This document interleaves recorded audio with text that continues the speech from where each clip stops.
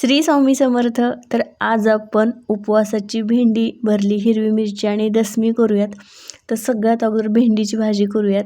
तर गॅसवरती कढई ठेवले, त्याच्यामध्ये एक पळीभर तेल घालायचं. तेल गरम झाले की कट करून घेतलेली हिरवी मिरची थोडीशी परतून घ्यायची. मिरची परतली की याच्यावरतीच भेंडी टाकून ती सुद्धा एखाद मिनिट तरी मस्त परतून घ्यायची. भेंडी परतली की याच्यावरती चवीपुरतं मीठ आणि भाजलेले शेंगदाण्याचं कूट घालायचं. तर आता हे सगळं छान मिक्स करून घ्यायचं. जर तुम्ही उपवासाला जिरं खात असाल तर फोडणीमध्ये जिरं जरूर वापरा.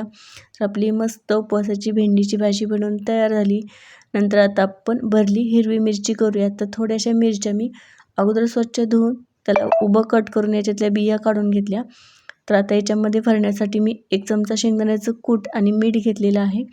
तर आता हे मिक्स करायचं आणि या कट केलेल्या हिरवी मिरचीमध्ये हे कूट आणि मीठ छान भरून घ्यायचं. नंतर गॅसवरती कढई ठेवायची. कढई गरम झाली की याच्यावरती आता एक पळीभर तेल घालायचं. जर तुम्ही उपवासाला जिरं खाता असाल तर फोडणीमध्ये जिरं जरूर वापरा. तर आपली ही सगळी हिरवी मिरची भरून झालेली आहे. तेल गरम झाले की याच्यावरती हिरवी मिरची टाकून त्याला 1-2 मिनटं तरी छान परतून घ्यायचं.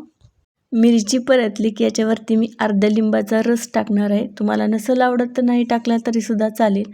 तर 2 मिनटानंतर आपली मिरचीसुद्धा मस्त परतलेली आहे. याच्यावरती लिंबाचा रस टाकायचा आणि गॅस बंद करून ठेवायचा. तोपर्यंत मी खाली एक दसमीसुद्धा छान अशी थापून घेतलेली आहे. तर आता गॅसवरती तवा ठेवायचा. तवा गरम झाला की याच्यावरती थापून घेतलेली दसमी टाकून घ्यायची आहे. नंतर वरती पाणी टाकायचं आणि हे सगळीकडून छान असं पसरवून घ्यायचं. ते पाणी असं कोरडं झालं की आपली दसमीसुद्धा पलटून दुसऱ्या बाजूने सुद्धा छान भाजून घ्यायचे.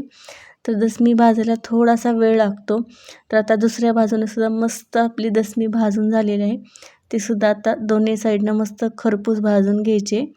तर ही एकटीच अशी आहे की जी फुगली की मनाला समाधान वाटतं. तर आता दोन्ही साईडनं मस्त आपली दसमीसुद्धा टम्म फुगलेली आहे. तर आपला उपवासाचा एक 10 ते 15 मिनटात स्वयंपाक बनवून तयार झालेला आहे. तर आता आपण छान असं ताट बनवून घेऊयात. तर इथं मी एका ताटामध्ये मस्त दही घेतलेलं आहे. नंतर आपण ही बनवून घेतलेली मस्त उपवासाची भेंडीची भाजी, नंतर भरलेली हिरवी मिरची आणि आपली ही मस्त थोडीशी कडक आणि मऊ दसमी एका ताटामध्ये काढून घ्यायची. अगदी 10 ते 15 मिनटात आपलं उपवासाचं ताट हे बनवून तयार झालेलं आहे. करायला खूप सोप्या रेसिपी आहेत. तर व्हिडिओला एक लाईक आणि चॅनलला सबस्क्राईब.